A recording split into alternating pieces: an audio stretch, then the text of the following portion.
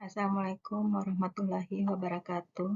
Nama saya Wirda, mahasiswa Pascasarjana, Program Studi Magister Teknik Sipil, Fakultas Teknik Universitas Tadulako.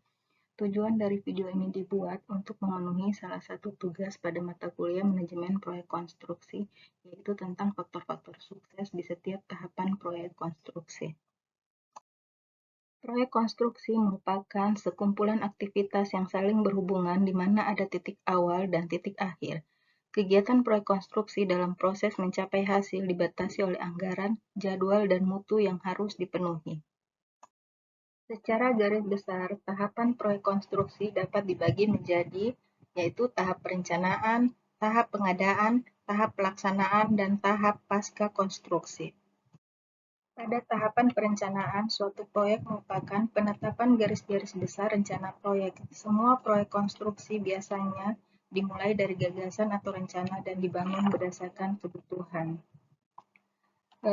Pada tahapan perencanaan, ada beberapa rumusan atau tahapan, yaitu satu, membuat rumusan perencanaan. Jadi, ketika kita membuat suatu proyek, ada konsepnya, ada rumusan perencanaannya yang dirumuskan sesuai kebutuhan. Misalnya bangunan gedung seperti apa nanti mau dibuat seperti apa atau model seperti apa, dan konstruksi yang bagaimana, itu perlu dirumuskan perencanaannya. Kemudian sesudah membuat rumusan perencanaan, ada tahap mendesain. Nah, di sini dilakukan proses mendesain seperti apa bentuknya dalam bentuk sketsa 3 dimensi atau site plan atau master plan. Selanjutnya, dari hasil desain tersebut dibuatlah gambar kerja. Pada tahap gambar kerja ini, dua hal yang sudah dirumuskan tadi dituangkan dalam gambar kerja, meliputi dari denah, tampak, potongan, dan lain-lain. Setelah kita membuat gambar kerja, langkah selanjutnya yaitu tahapan menghitung rancangan anggaran biaya. Untuk menghitung rancangan anggaran atau rencana anggaran biaya dimulai dari mengidentifikasi semua pekerjaan berdasarkan gambar kerja yang dibuat. Kemudian setelah itu menetapkan daftar analisis yang akan digunakan, menghitung volume pekerjaan dan sebagainya, sampai keluarlah rencana anggaran biaya.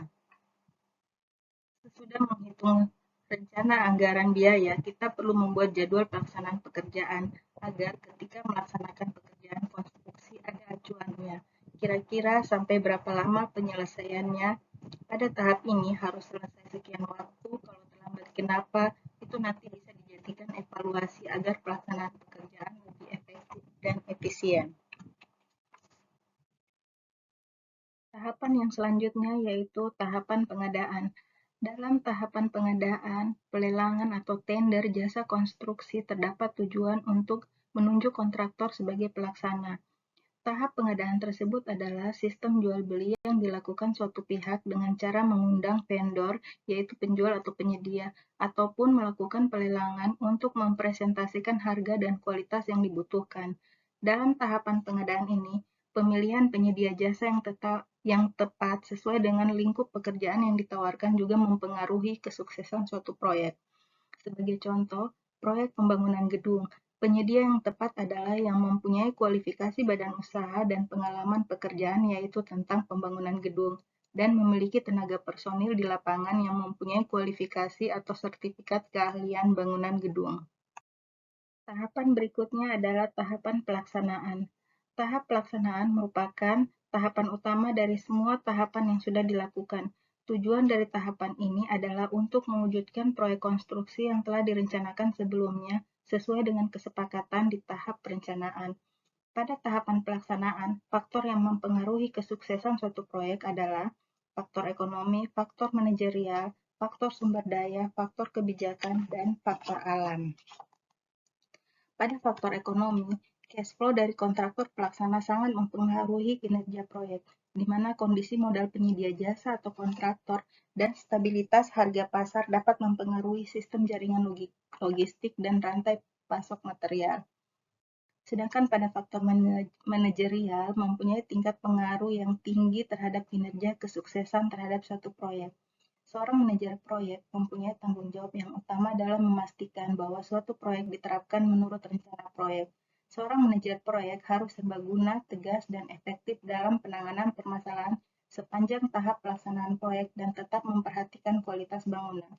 Manajer proyek merupakan kunci dalam melakukan kerjasama dengan seluruh stakeholder di proyek sehingga tujuan proyek tercapai.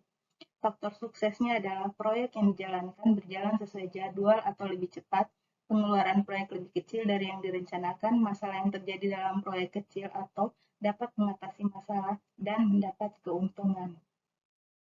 Sedangkan pada indikator faktor sumber daya, ketersediaan jumlah tenaga kerja dengan kualitas tenaga kerja yang baik, ketersediaan peralatan, ketersediaan dan kondisi fisik material juga mempunyai tingkat pengaruh yang tinggi pada kesuksesan proyek. Pada faktor indikator kebijakan, yaitu indikator faktor kebijakan, pembebasan lahan yang sukar dan perubahan lingkup pekerjaan akibat dari ketidaksiapan lahan cukup berpengaruh pada kesuksesan suatu proyek. Dan pada indikator faktor alam, kondisi cuaca, stabilitas tanah pada area proyek, akses lokasi proyek karena kondisi geografis wilayah, dan kejadian bencana alam juga cukup mempengaruhi kinerja pada kesuksesan suatu proyek.